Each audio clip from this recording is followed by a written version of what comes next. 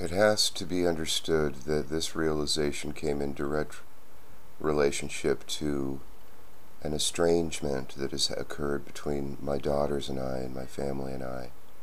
And this estrangement is in direct relationship with my role as a father that I needed to become self-aware of. This is another depth level of being a father. I was one kind of a father in their younger years than now, and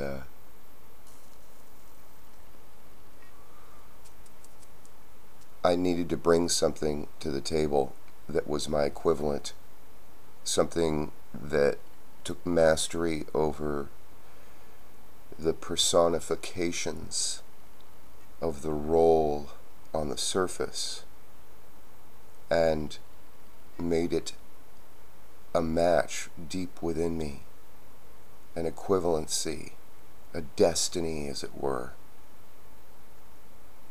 something that was undeniably real beyond all the surface rigmarole and whirly-burly that we get so caught up in that we forget that we're people experiencing these things. So many women, I find, really don't help the guy become self-aware. They want him to get caught up in the role and just be possessed by the role. Just be possessed by your role. But I find that my difficulty with ladies has been that I never take my role so serious that I am possessed. It always happens that, I may fall in love or be possessed by love, but not ever so much that I go contrary to myself. However, in the past, in the desire to please her, I have. But that all changed with children. When I had my children, the real battleground occurred where I needed something more. There was something hauntingly real at a deeper level that I needed to become self-aware of.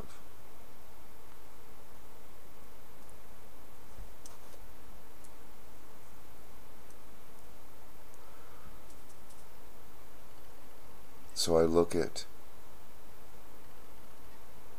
wanting to bring something as a role that is so real that people are made self-aware. Boy, I think of all these historical figures that have been possessed by some passionate dream that actually made people become possessed, take their roles too seriously.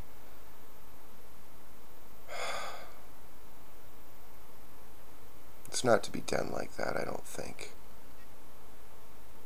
But we've got to watch out because people want to be possessed. I still think that it's a level of development of consciousness. But it doesn't have to do with superiors and inferiors. Somebody can be completely possessed by an idea and live happily their whole life, never coming to awareness, never coming to consciousness, never being able to step out of it and observe it, but just to be completely possessed by it. The dreamer dreaming a dream, never to awaken.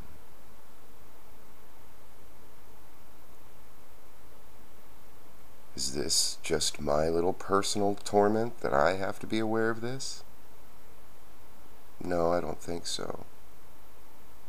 However, by finding a role, a mask that we wear that we can joyfully participate in the world with. Everybody's trying to find their way, just trying to find their place in the world. This also goes to the idea that I was telling my friend, a man must know where he stands in time. In this way, you step back and objectify it, you become self-aware. And this also shows me why so many people are afraid of certain things I talk about. They don't show their fear, but they just stop relating to me. I need to be the object lesson. I need to personify this self-awareness in such a way as people realize in their own understanding how these masks are to be personified in such a way as to bring self-realization to others. Not to be consumed by a role, a joke, a drama, a comedy, a tragedy, that people feel the same feelings, that there's it has to do with that difference between true art and artist therapy. I was telling my friend Van the other day, true art is about the sharing of the divinely superfluous beauty of life and the awe and wonder of living. But art therapy means that there's a problem to be solved, and life has become a problem that you need to solve. Two completely different things. And his wife is an artist, and I said, when your wife is trying to resolve a problem through her art, she's not doing her true art, she's trying to fix a problem. She's doing her own art therapy. Now, it may not be for her, it may be for somebody else. And in a way, there's a bit of objectification in that. But throwing off that need that the artist has to help other people, not because they are not moved to help other people, but to have that realization to show the joyful participation in life.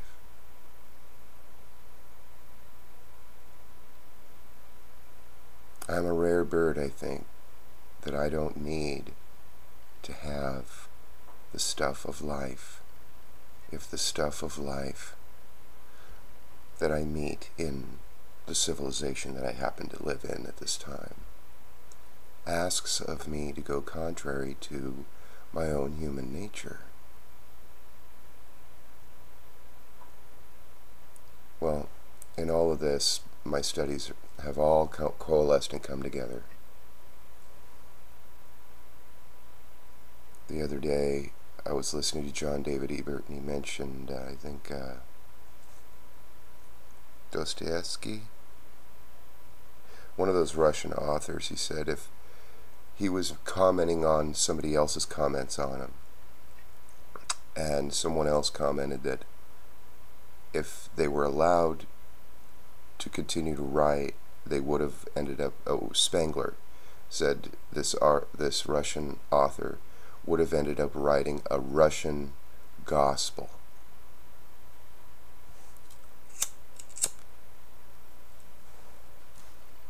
And I really think this idea is in relationship to that, because it clicked in my head that that's what I want to do. I want to write an American gospel.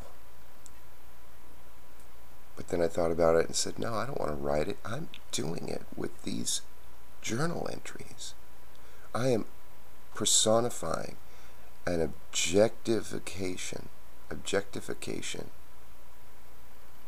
object lesson of what it is to become self-realized in this place and this time. And I'm using my own life, my own biography to do this. And then I worry because Campbell said that biography is boring to him.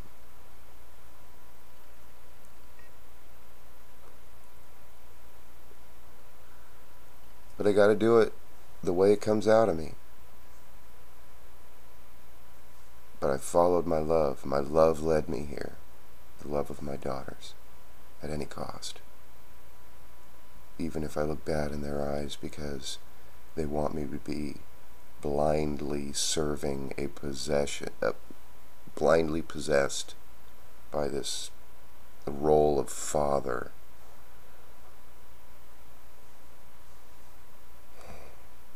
It's beautiful. Have a good night.